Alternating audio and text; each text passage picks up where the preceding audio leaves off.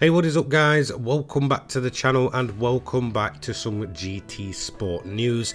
Now, if you haven't heard the news in the last 24 hours, Gran Turismo Sport will come to an end at the beginning of 2024. That's right, the online services for GT Sport will be shut off in January of 2024 and they will put their full focus on Gran Turismo 7 supposedly.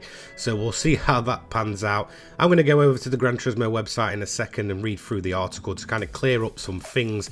I think a lot of people are assuming that the game will just be completely unplayable once it's shut offline, but that is not entirely true. So we're going to head over to the website and look at what they posted up. Gran Turismo Sport end of online services. The online services of the PlayStation 4 exclusive software Gran Turismo Sport will come to an end on the 31st of January 2024 at 6 AM UTC. Prior to this, on the 1st of December 2023, we will also end the sale of purchasable downloadable content from the PlayStation Store. Now, I'm not sure if that's just kind of the Lewis Hamilton DLC, or they will stop selling Gran Turismo Sport on the PS Store full stop, meaning that if you want it, you'll have to get a physical copy. After the end of service date, it will no longer be possible to utilize online services such as the community, open lobby and the sport mode, nor online features - items such as custom liveries. The offline portions of the game can still be played, including all previously purchased downloadable content.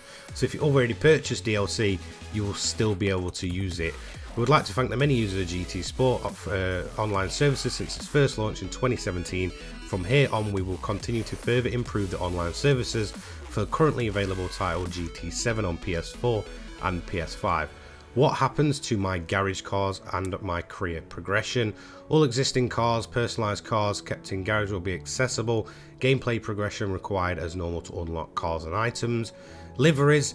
Now this is what happens as Discover requires an online connection. It will be no longer possible to access custom livery of vehicles, helmets or racing suits. Will I still be able to access world circuits? Yes, you'll be able to access them. Gameplay progression required. Can I still purchase downloadable content? So no. Once December the 1st rolls around, you won't be able to pick up any DLC for GT Sport. Are there any in-game items or features I won't be able to save or access after the 31st of January? Online services, so all of the sport mode and stuff like that, seasonal events, will not be able to be accessed, neither will the mileage store. Selected trophies that require an internet connection are the same, and garage car liveries will not be possible to access. They'll be reverted to the standard original form.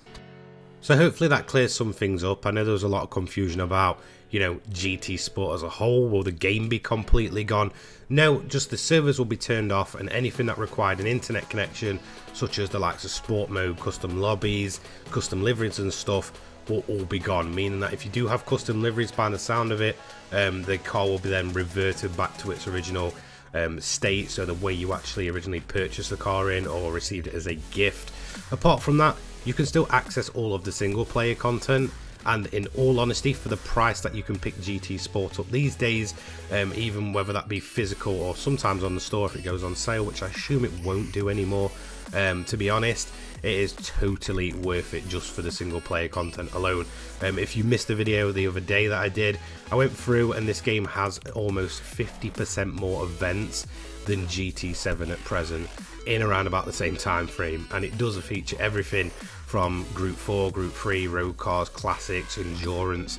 It's a very, very good time. So if you do want it just for the single player portion of the game, I would actually fully recommend GT Sport, especially for the current price. And to be honest, it is quite sad seeing this game come to an end. When I first ever booted this up on release day in 2017, I knew it was very much eSports focused. At the time, it had zero single player content. There was like no focus at all on single play, and it was something completely different. I mean, they were quite quick to go ahead and sort of put single player content in, which was amazing, but to be honest, it was just such a different feeling Gran Turismo, and not necessarily in a bad way. It was very refreshing for the series to have this kind of spin-off and the whole kind of FIA back in. The races felt massively official, the way it went through the grid. I just feel like Gran Turismo Sport was such a good time and was a peak in terms of sort of the esports scene, and the look and feel. It was just absolutely incredible. It was insanely original. It was something that I'd never really seen before, you know, outside the likes of, you know, iRacing and stuff like that, where yes, okay, we all know they're full-blown simulators and they're obviously very much, you know, official games.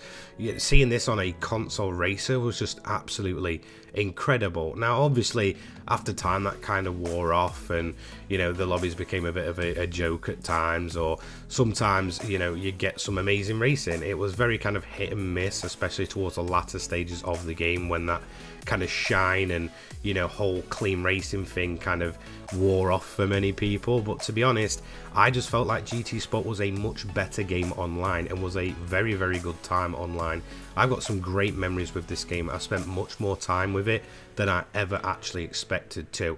And the fact that, well, post-launch, it was very much supported very well. Polyphony really did kind of treat this like their little side project baby, and it was incredible. You know, they did a lot for this game. It built upon its own foundations. What started life as an esports title went on to feature some insane single player content as well. There was a bit of something for everyone. So if you did kind of turn away from GT Sport because you assumed it was just constant esports focusing, then, well, no, it's not. You know, there is a good mix there of both multiplayer and single player, and once January hits of 2024, it's going to be a single player only game. You know, it does prove that once the game comes to an end and we don't need anti-cheat or anything like that, that the servers can be switched off and you can still enjoy this game for its single player portion, and I do fully recommend it. And it's quite a sad day, to be honest. You know, this game's been out like just over 6 years at this point, and like I said, I've had some fantastic time with it, and I really cannot fault this game as it comes to the end of its, I guess, overall shelf life. Now, funnily enough, a little side note is that GT Sport seemed to last or outlast the other games. So usually if we've got something like GT6 when GT5 came out, GT5 was very quick to get its servers shut off, whereas GT Sports nearly survived another 2 years post GT7 and actually managed to keep its servers up. It was, you know, quite good to see. And, you know, quite often recently I've been going back and sort of playing this game and, you know, testing out the different things that I might have overlooked and stuff. Like I said, I put quite a few hours into this game, but not as many as I do for the likes of GT7 and stuff. And the main reason was I just wasn't playing video games that much at that point in time. So there's a lot I've missed, and there's a lot that I'm going back and just exploring or figuring out for the first time, and I'm just having an absolute blast with that game once again. So like I said, if you haven't picked it up, just go ahead and pick it up. And, well, that's going to be it from GT Sport. I might jump on the servers for like its final day, just to kind of see what it's like as it kind of comes to an end. I think it'll be quite interesting to see what happens once those servers tick off, what happens to the sport mode, if they kind of change anything with the UI, or if they'll kind of keep the sport mode there. So yeah, it'll be quite interesting to do that. But yeah, if you haven't picked up GT Sport, fully recommend it. It is a great time, and it's a sad ending to see it go, but all good things must come to an end.